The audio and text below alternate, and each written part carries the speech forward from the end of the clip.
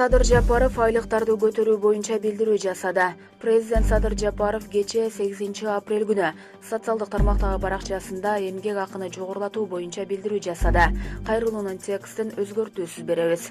Урматтуу кыргызстандыктар, бүгүнкү күндө кыргызстандыктар эле эмес, бүткүл дүйнө элдери кыйын акыбалда турганы талашсыз. Анткени былтырдан бери COVID-19 оорусу каптап, дүйнө жүзүнүн дээрлик 80% мамлекетине карантин киргизилип, айрым мамлекеттерде жашоо кыймылы бүгүнкү күнгө чейин толук кандуу жандандырыла элек. Тескерисинче, айрым өлкөлөрдө кайрадан карантин киргизилип жатат. Албетте, ушундай абалда дүйнө жүзүндө тамак аш эле эмес, күнүмдүк жашоого керектелүүчү товарлардын баары кымбаттады. Себеби пандемияга байланыштуу өндүрүш ишканаларынын көпчүлүгү токтоп калган, тартыштык пайда болду. Жашоо күн өткөн сайын оорлошуп жатканын көрүп турабыз. Жеңилдетүү үчүн биринчи кезекте эмгек акылар, пенсия, пособиялар көтөрүлүшү керек экенин баарыбыз жакшы билебиз. Ушуга байланыштуу эмгек акыларды жогорулатуу боюнча колубуздан келген аракетибизди жасап жатабыз. Мисалы, үй бүлөлүк дарыгерлер борборунун кызматкерлеринин эмгек акылары 100%га 1 апрелден баштап көтөрүлдү.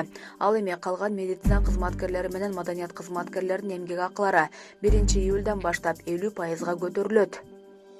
Башка тармактардагы мамлекеттик кызматкерлердин эмгек акыларын жана пенсия пособияларды жогорулатуу боюнча булактарды издеп жатабыз.